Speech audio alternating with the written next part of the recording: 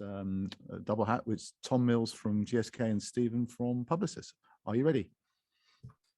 Brilliant, thank you. Hi, I'm Tom and I'm with Stephen, and we're presenting on behalf of our fantastic US marketing team. We're delighted to be here at ICON to share our work on the Flonase brand and ID solutions with you. Next slide, please. Flonase had a big problem, a really big problem. The allergy marketplace is a crowded space with many treatment types available, including capsules, nasal sprays, eye drops, and more. This was a key factor behind Flonase allergy relief brand losing household penetration in 2020, where we saw 63% of people switching to other brands. Something needs to be done to address this decline. People thought of Flonase as only a nasal spray that would instantaneously relieve their congestion, but in reality, it was used as a preemptive and taken daily. It helps to build up in your system. GSK wanted to really understand the consumer and who their key and prospective users were in order to drive growth. This is a great example of a campaign where we listened to our consumer and met their needs based on a unique insight that went against our existing marketing strategy. Next slide, please. Now, if you're an allergy sufferer yourself, you know far too well that finding the right treatment that works for you is a bit of trial and error, and sometimes it's made up of your own concoction. We worked with GSK's Insights and Analytics team to design a survey with GWI panel, which allowed us to really understand the drivers of allergy treatment. And what we found was really unexpected. Instead of allergy sufferers having their preference of product format, we discovered that an interesting pattern of portfolio usage. We found that 60% of persistent allergy sufferers on average use 2 to 3 products to manage their symptoms. Using this unique human insight that was derived from small data, the next challenge we identified was to reach as many of the audience as possible, as precisely as possible using big data. Next slide.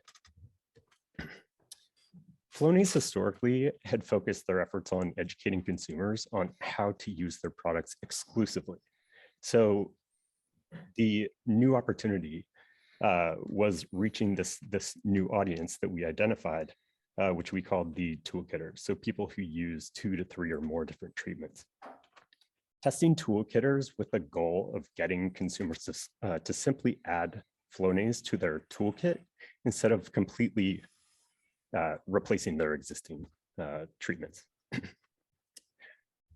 We needed to reach large-scale audiences of allergy sufferers precisely at scale to drive the necessary growth for the brand.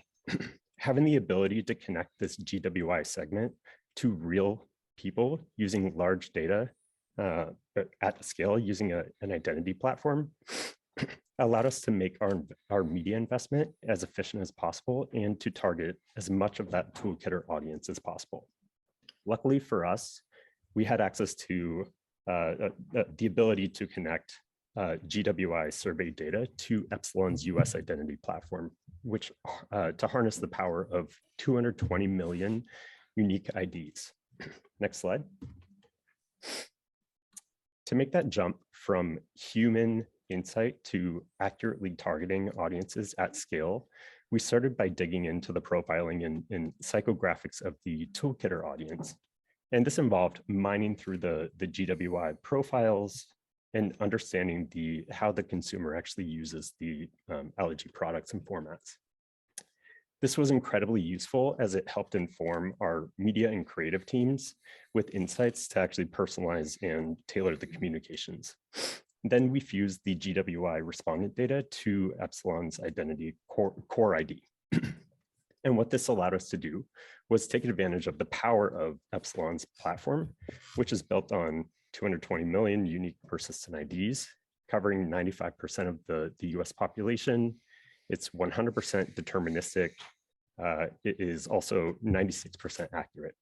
So we were able to go from initial human insight to using GWI, matching 1-to-1, and identifying and creating the Toolkitter audience, seed audience within Epsilon platform.